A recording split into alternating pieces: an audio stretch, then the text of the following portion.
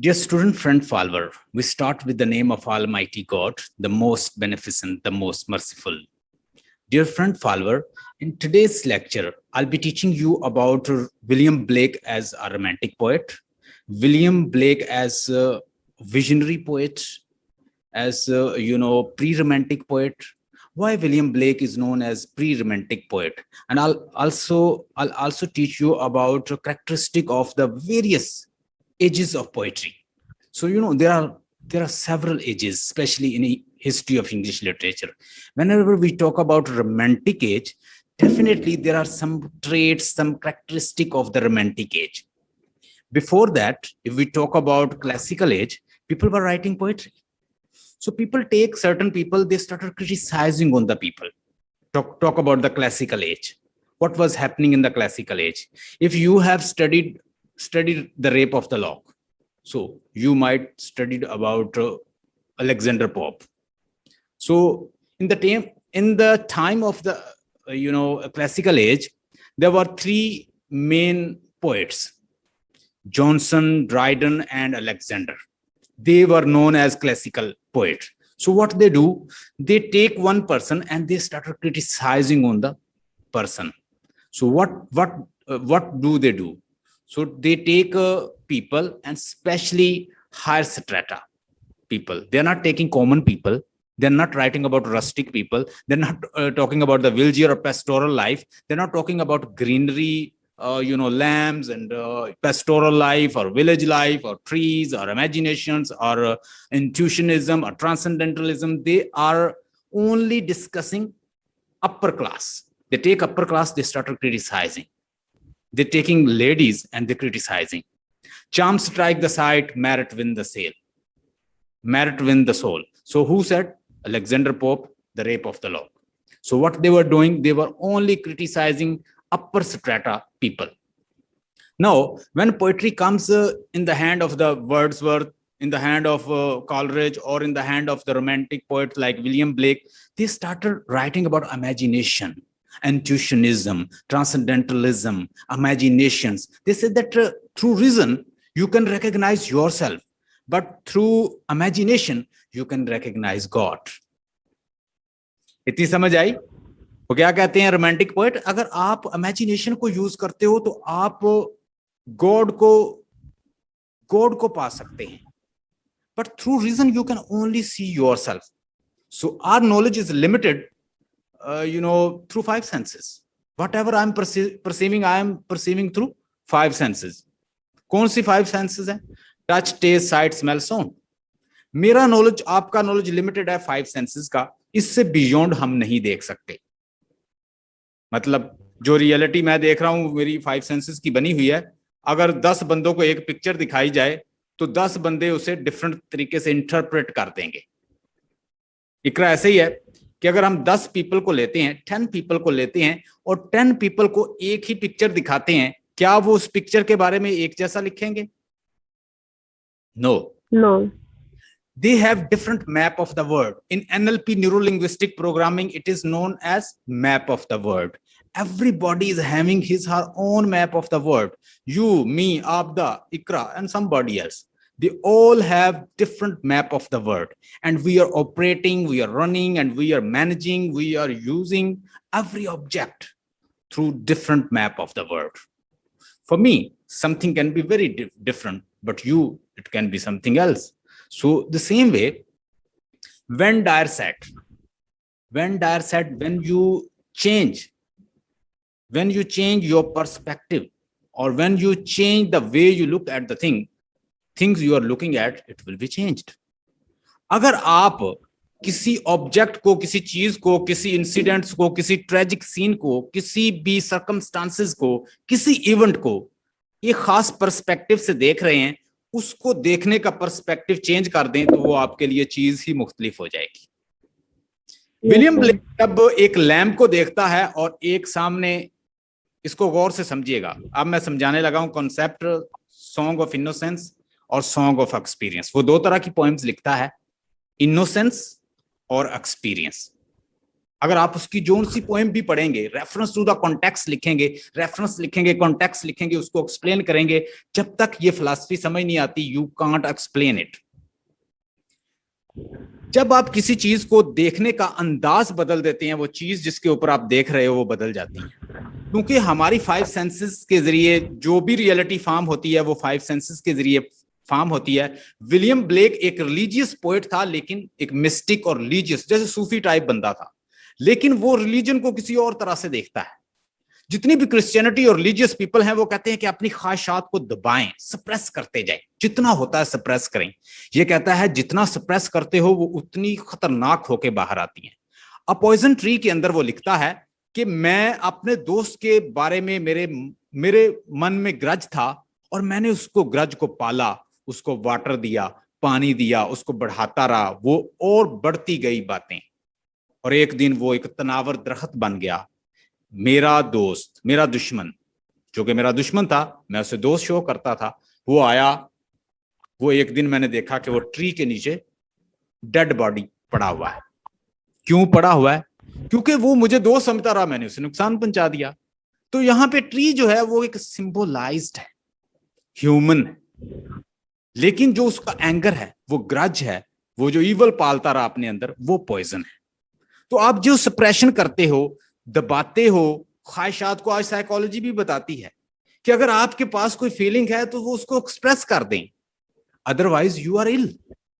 भाई आप कोई इल हैं, आपको कोई ना कोई डिजीज होगी, आप किसी ना किसी डिजीज में चले जाएंगे, सप्रेस करते रहेंगे कंटिन्यूसली। आखिरकार आप इंसान हैं, आप फाइव सेंसेस के मोहताज हैं, और आपको इमोशन को आउटलेट की जरूरत है। आपने उसको बाहर तो निकालना है किसी फॉर्म में, तो आप देखेंगे वो किसी एज में भी किसी शक्ल में बाहर आ जाएंगी।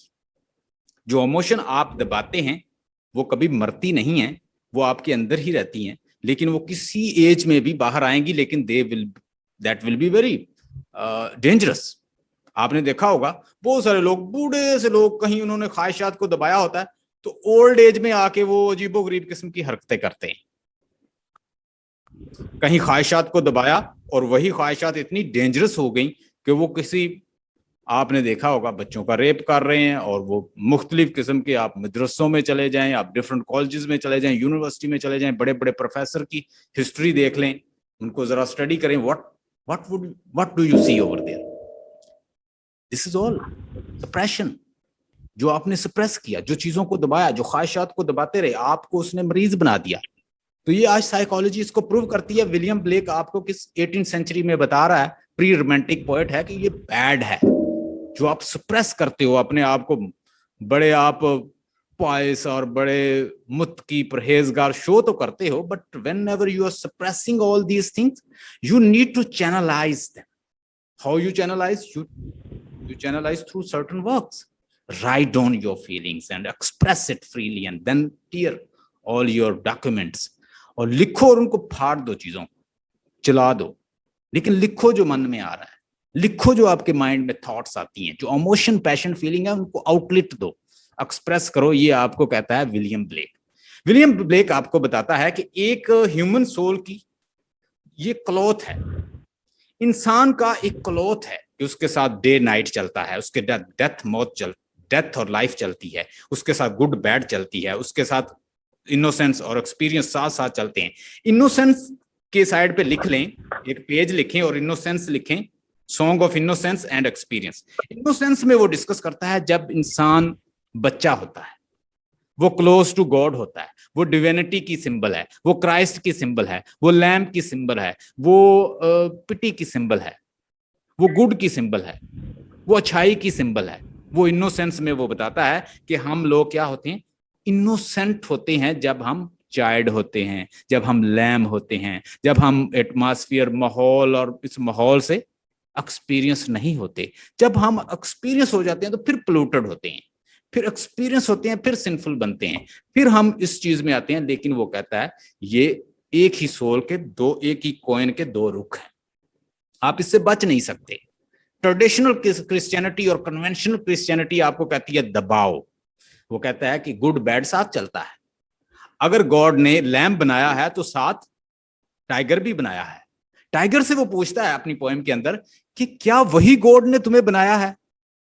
इतनी किसने डेयर की तुम्हारी फियरफुल आईज और ये ड्रेडफुल आईज किसने बनाई है? तुम्हारी सिमेट्री किसने बनाई है? क्या उसी हैंड ने तुम्हें बनाया है जिसने लैम्ब को बनाया? अगर उसने लैम्ब बनाया है तो साथ टाइगर बनाया तो उसने है। तो जब भी नेचर कोई चीज बनाती है तो वो अपना एक एवोल्यूशनरी प्रोसेस कंप्लीट करती है। आप उसे बैड नहीं कह सकते। अगर किसी बकरी को शेर खा जाता है किसी जंगल के अंदर तो उसकी खुराक बनाई है। What do you say about this? अगर एक टाइगर किसी लैम्ब को खा जाता है तो वो टाइगर एक नेचर का ही हिस्सा है।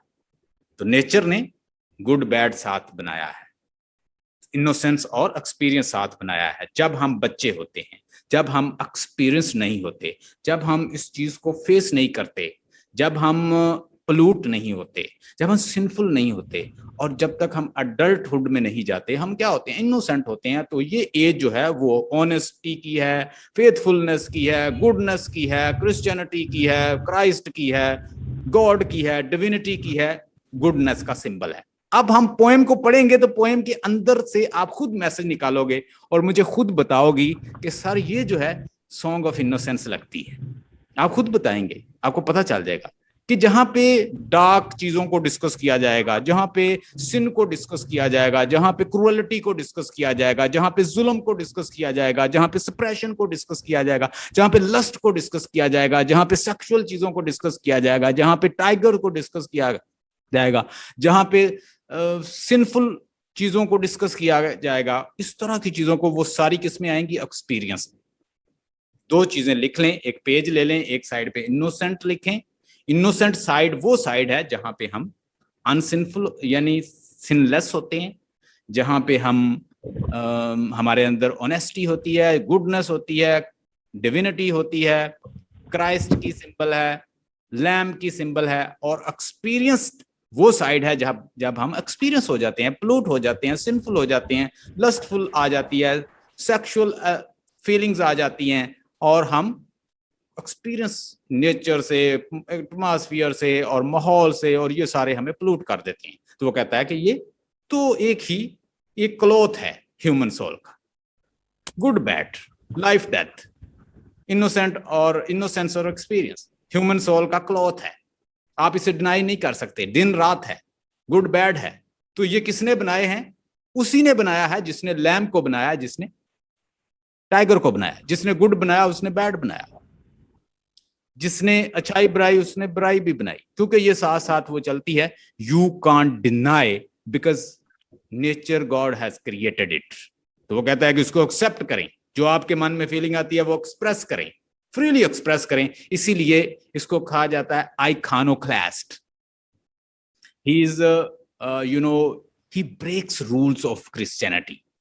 He breaks all the conventional and traditional rules of Christianity. He says that all suppression, depression we do, it's sinful, it's bad, because when you suppress something, it will turn out dangerous form. It will take dangerous form and it will come out with dangerous form. So we should not suppress. हमें चीजों को दबाना नहीं चाहिए, express नहीं करना चाहिए।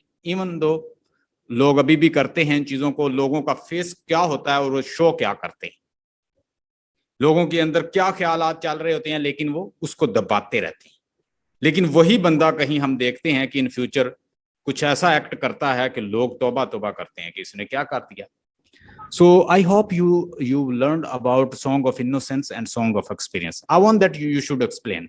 मैं ये चाहता हूं कि आपदा और इकरा दोनों जो मैंने कंसेप्ट बताए हैं सॉन्ग ऑफ इनोसेंस और एक्सपीरियंस के, अपने लफ्जों में मुझे जरा बताइएगा ताकि आप लिख भी सकें इनको। फिर मैं आपके साथ कुछ इसका वर्क शेयर करता हूं और फिर हम आगे चलते हैं। बहुत सारी चीजें आपके साथ शेयर करनी है आज। हाँ जी, बताइएगा क्या क्या हमने अभी डिस्कस किया है। सर फर्स्टली हमने सॉन्ग ऑफ इनोसेंस में पढ़ा है कि हम इसमें गुडनेस को, क्राइस्ट और इसके अलावा जितनी भी अच्छी चीजें, होनेस्टी हो गया, इसके अलावा भी क्राइस्ट वगैरह, जितनी भी अच्छी चीजें हैं उनके हवाले से जो भी होगा ना वो सॉन्ग ऑफ इनोसेंस होगा, जो हम बचपन में चाइल्डहुड में सीखते हैं। तो जो एक्सपीरियंस है ना, इसमें हम जो जो नेचर में जो हम डेली लाइफ में जो हम फेस करते हैं इवल वगैरह को, वो हम अडॉप्ट करते जाते हैं। जैसे वहाँ बता रहे थे वगैरह का, जो भी इमोशंस हम सप्रेस करते हैं तो फिर वो हम सप्रेस जब करते हैं तो वो इतने डेंजरस नहीं होते। जब हम जो जो सप्रेस करते जाते हैं तो वो जब बाहर निकलते हैं तो फिर वो ज्यादा ही डेंजरस होते हैं। इसलिए बेटर ये ज्यादा होता है कि हम ज्यादा इनको डेंजरस होती है। तो वो कहता है कि हाँ सॉन्ग ऑफ इनोसेंस और सॉन्ग ऑफ एक्सपीरियंस इनफैक्ट वो एक ही सोल के, वो कहता है कि दो साइड्स हैं, दो एक ही कॉइन के दो साइड्स हैं, good bad, innocent innocence and experience, it go side by side. And Christianity, it suppress it, it does not like it because it says that bad is bad, but he said bad is also good, because once you see bad, you see good bad, and you can run in this world because it is God has created it. God ने भाई lion को बनाया है, God ने tiger को बनाया है। अगर उसने लैम क्रिएट किया है तो उसने साथ टाइगर भी क्रिएट किया, वही हैंड से उसने वो बनाया और वही हैंड से उसने उसको बनाया है। तो ये चीजें वो कहता है कि नेचर है। You fool enough, you can not compete nature. Fool मत बनो और नेचर के साथ कंपीट करने की कोशिश मत करो। आपने देखा होगा सारा दिन लोग कहते हैं इस ऐसा करने से ऐसा हो जाएगा, इतना दौड़ने से इतना ऐसे हो जाएगा, आप इतनी एक्सरसाइज करेंगे ये हो जाएगा। आप नेचर के बनाए हुए प्लान से बाहर नहीं निकल सकते। अगर कोई निकल सकता है तो मुझे निकल के दिखाए। हाँ जी, एक रैबिट जो है वो जितना मर्जी, बड़ा तेज जानवर है, लेकिन वो 4-5 साल से ज्यादा नहीं जी सकता। जितनी मर्जी कोशिश कर ले, ज्यादा 6 साल जी जाएगा, लेकिन उसकी डेथ होगी, क्योंकि नेचर ने उसको एक सर्कल के अंदर बंद कर दिया। उसकी एज इतनी, जितना मर्जी वो नाच कूद ले, इंसान जितनी मर्जी एक्सरसाइज कर ले, जितने मर्जी डाइट खा ले, जो एक्सरसाइज करता है करता जाए, लेकिन नेचर के बनाए हुए असूल से बाहर नहीं निकल सकता। ज्यादा से ज्यादा 100 ईयर एज ले जाएगा। He said that you fool enough, you want to compete nature. Nature has created, you accept it. There is innocence and there is experience as well. There is a good and there is a bad as well. There is a God and there is a Satan as well. There is a lamb and there is a tiger as well. It goes side by side. It is the cloth of the human soul. You fool enough, you compete nature. You can't compete because nature has to complete its process. Nature ने अपना process complete करना ही है। आप जो मर्जी कर लें, जैसी मर्जी डाइट खाएं, जो मर्जी प्रिस्क्रिप्शन ले लें, जो मर्जी कर लें, nature will complete it's process. आपने देखा होगा दुनिया का कोई भी इंसान मर जाए, उसकी डेथ हो जाए, कभी सूरज रुका है? वो ट्रेवल करता है,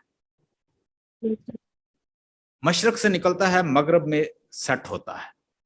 आज तक बड़े बड़े अलेक्जेंडर द ग्रेट से लेके आज तक कितने लोग मारे गए, जंगों में बड़े बड़े लीडर्स मारे गए, लेकिन ये अपने प्रोसेस से नहीं रुका। So you fool enough, you compete with nature. You can't compete nature. Nature has to fulfill its process. Nature has to complete it. It's a circle and nature has to complete it. Nature has created two things and you accept it. तो ये आपको William Blake बताता है, और मुझे ये आजकल की साइकोलॉजी के बड़ा करीब लगती है उसकी बात। ये मिस्टिक था और ये एक पुअर मैन था। मैं थोड़ी सी लाइफ इसकी डिस्कस करता हूं। पहली बात तो ये है कि ये पैदा हुआ है 1757 को पैदा हुआ है और 1827 को इसकी डेथ हुई है।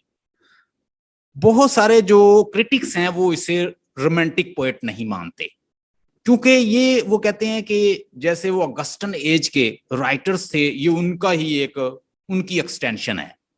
वो कहते हैं कि ये कोई इतना रोमांटिक प्योर रोमांटिक पोएट नहीं है, वो इसे बुलाते हैं कि प्री रोमांटिक पोएट है। मैंने जब इसके बारे में थोड़ा सा मजीद स्टडी किया तो मुझे पता चला कि इसको कहा जाता है ट्रांजिशनल पोएट, क्योंकि पीछे जो पोएट्री आ रही थी वो क्या लिख रहे थे, वो एक प्रिंसिपल और खास किस्म के असूलों को फॉलो करते, लैटिन ग्रीक्स के असूलों को फॉलो करते, ठीक है, और पोएट्री को उन्होंने साइंटिफिक बना दिया, रूल्स के से जकड़ लिया, और खास किस्म के तरीकों से पोएट्री को किया जाता और रीजन की बात की जाती। लेकिन ये रीजन को क्रिटिसाइज करता है, कहता है रीजन के जरिए इंसान अपने आप को देख सकता है। आप इस रीजन से गॉड को आइडेंटिफाई करने की कोशिश करते हो। You can not see God through your reason. Reason तो भाई लिमिटेड है। अकल जो है उससे आप अपने आप को देख सकते हो, अपना आप को एक्सप्लोर कर सकते हो, मैं क्या हूं, सेल्फ अवेयरनेस हासिल कर सकते हो, but through reason you can not see God. If you want to see God then you need imagination. ये कहता है कि मुझे बचपन में जब मैं छोटा था मैंने एंजल्स को देखा, मैंने गॉड को देखा, इवन के गॉड ने मेरा सर एक चारपाई में घुसा दिया और फिर उसके बाद ये रोता हुआ अपने फादर के पास आया और इसकी मदर ने इसको कंसोल किया। फादर इसको डांटते हैं कि तुम ये ड्रामा कर रहे हो। तो रोमांटिक प्री रोमांटिक पोएट है, ट्रांजिशनल पोएट है, बिकॉज उस वक्त एक चेंजेस आ रहा था। जितने भी पुराने पोएट्स थे, क्लासिकल पोएट्स थे, ऑगस्टन एज के पोएट्स थे, वो रूल्स को फॉलो करते, वो लॉजिक को फॉलो करते, वो रीजन को फॉलो करते, वो साइंटिफिक बना रहे थे, वो रूल्स रेगुलेशन को फॉलो करते थे। और क्लासिकल एज की जो बातें थी, जो ऑगस्टन एज के राइटर्स थे, पुराने रोमन ग्रीक्स के जो राइटर्स थे, वो उनको फॉलो करते थे, उनके बनाए हुए प्रिंसिपल को फॉलो करते थे। तो ये भी उनको नहीं मानता, ये फ्रीली लिखता है, ये इमेजिनेशन के थ्रू लिखता है, ये फीलिंग के थ्रू लिखता है। ये कहता है कि अकल जो है वो लिमिटेड होती है। You can not see God through reason. Reason खुद लिमिटेड है, इमेजिनेशन जो है वो अनलिमिटेड है। इमेजिनेशन के जरिए, विजन्स के जरिए, मिस्टिक विजन के जरिए आप गॉड को पहचान सकते हैं। ये बताता है आपको विलियम ब्लेक अपनी पोइट्री के अंदर। अच्छा जी, कुछ पॉइंट्स जो हैं वो नोट कर लें। एक हम्बल फैमिली में पैदा हुआ, गरीब सी फैमिली थी, और इसकी जो वाइफ थी वो भी कोई एजुकेटेड नहीं थी। इसकी मदर का नाम भी कैथराइन था और इसकी शादी भी एक लेडी के साथ हुई, उसका नाम था कैथराइन। विलियम बाद में उसका नाम पड़ा कैथराइन ब्लेक। कैथरीन ब्लेक एक अनएजुकेटेड थी और इसने उसके साथ मतलब अच्छा रिलेशन रखा। ये एक वाहद शख्स है, मैंने सारे इंग्लिश राइटर्स को पढ़ा है, किसी की 4 वाइफ, किसी ने 5 को छोड़ा, किसी ने 6 को, किसी ने 7 को। हेमिंगवे वो बहुत सारी वाइफ्स के साथ इलेजिटिमेट अफेयर्स में था, लेकिन ये बंदा अपनी एक ही वाइफ के साथ रहा। मतलब जब इसकी डेथ हुई तो वो उसकी वाइफ ही इसके पास थी। 1757 में पैदा हुआ, प्री रोमांटिक पोएट है, और 1827 में इसकी डेथ हुई। इसे जाना जाता है pre romantic poet, transitional poet, और बहुत सारे क्रिटिक्स इसको रोमांटिक पोएट नहीं मानते। इसकी एक और बात नोट कर लें, ये चूंकि लिबर्टी को, फ्रेटर्निटी को और इक्वालिटी को मानता था। फ्रेंच रेवोल्यूशन का बहुत बड़ा हामी था, कहता था कि फ्रेंच रेवोल्यूशन जो है वो एक नई उम्मीद लेकर आएगा। अमेरिकन रेवोल्यूशन को इसने बहुत ज्यादा सपोर्ट किया और उसने कहा कि ये एक बीकन लाइट है, एक लाइट है, एक उम्मीद है, एक होप है कि पूरी दुनिया में अमन होगा, सुकून होगा, पीस होगा, लिबर्टी होगी, फ्रेटर्निटी होगी, इक्वालिटी होगी।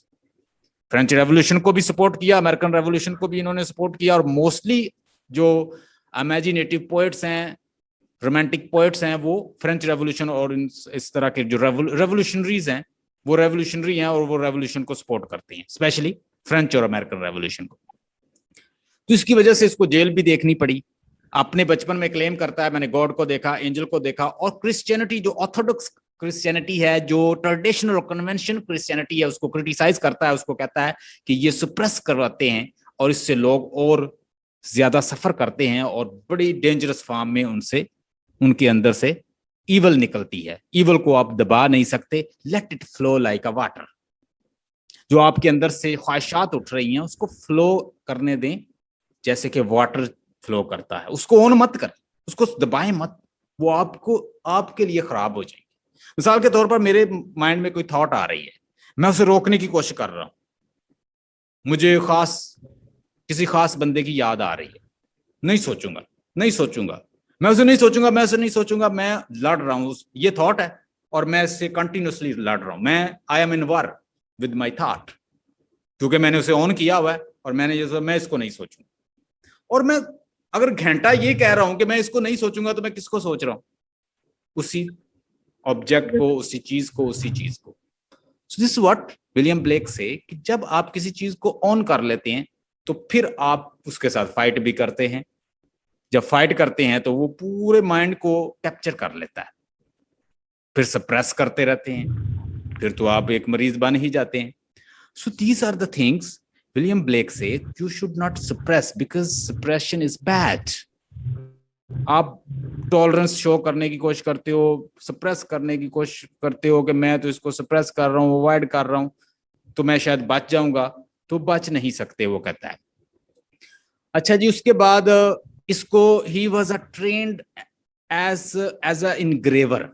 ये एक इनग्रेवर था। ये कॉपर प्लेट्स होती, उनके ऊपर ये क्या करता, उनके ऊपर ये प्रिंट करता था।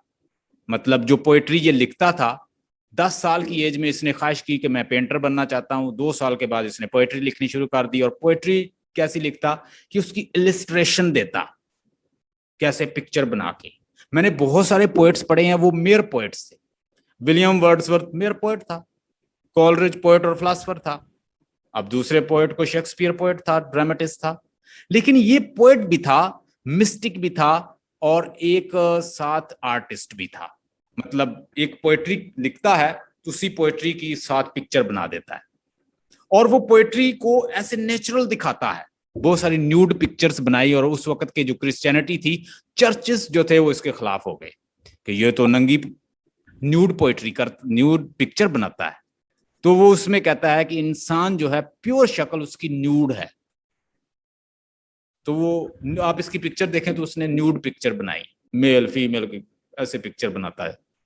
वो कहता है कि इंसान की प्योर फॉर्म ही यही है, उसे अपनी प्योरिटी को शो करना चाहिए। तो ये भी इस तरह की चीजें भी करता था, जिसकी वजह से इसको उस वक्त के चर्चेस ने बहुत क्रिटिसाइज किया, और लोगों ने इसको अंडरस्टैंड नहीं किया। उस वक्त कोई ये इतना अच्छा पोएट नहीं था, अनरिकग्नाइज्ड रहा अपनी लाइफ में। बट लेटर इसके मरने के बाद इसको बहुत ज्यादा फेम मिला। तो कुछ और चीजें हैं, पॉइंट्स, वो नोट कर लें। उसके बाद मैं आपको कुछ हिस्ट्री ऑफ इंग्लिश लिटरेचर के बारे में भी बताऊंगा।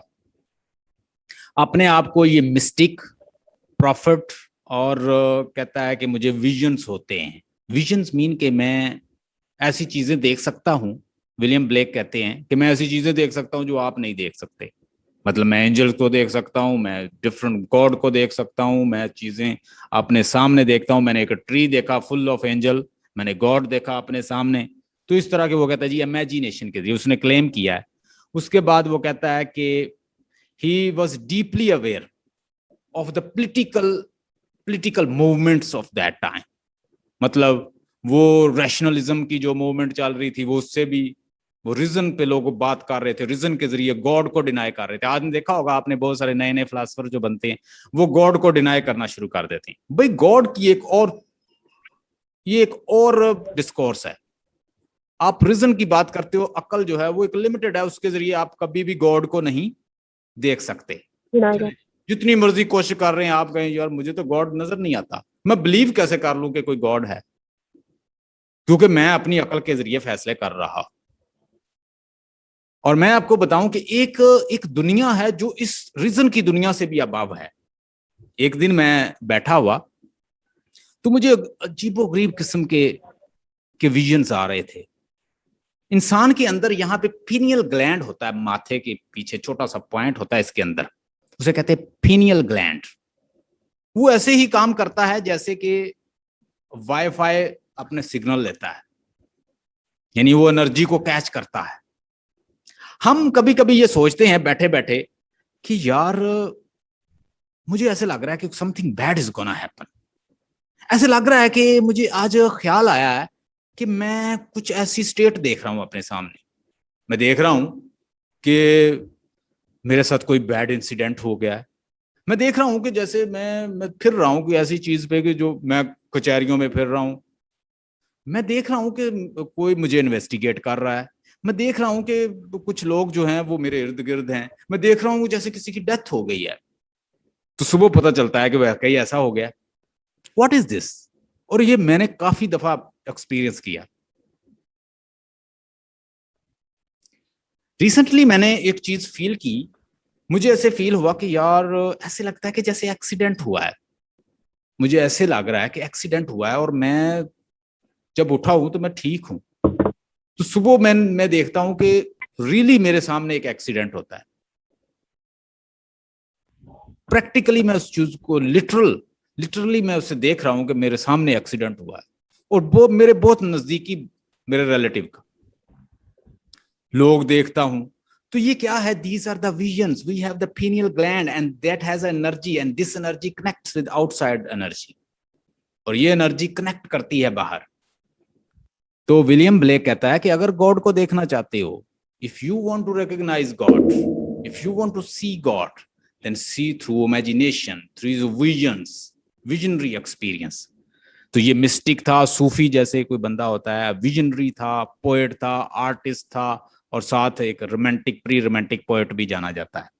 तो वो कहता है कि वो सारे रेवोल्यूशंस को भी जानता था। उस वक्त के दो बड़े रेवोल्यूशन थे, जरा नाम लिख लें। एक था फ्रेंच रेवोल्यूशन, जिसकी वजह से जिसका ये सपोर्टर था। उसके बाद अमेरिकन रेवोल्यूशन का भी सपोर्टर था। फ्रेंच रेवोल्यूशन की वजह से इसको जेल भी जाना पड़ा, क्योंकि ये चाहता था कि उन लोगों को फ्रेटर्निटी मिले, लिबर्टी मिले, इक्वालिटी मिले। ये मेन 3 प्रिंसिपल थे फ्रेंच रेवोल्यूशन के। फ्रेंच रेवोल्यूशन ऐसे नहीं आया था, उसके 3 प्रिंसिपल थे। फ्रेंच रेवोल्यूशन कब आया था? नोट कर लें, नोट करें। फ्रेंच रेवोल्यूशन आया 1789 में। अगर आप उसकी एज देखेंगे तो वो उसी की एज में ही आ रहा होगा। उस 1799 में एंड हुआ है, 10 ईयर रहा है, ठीक है।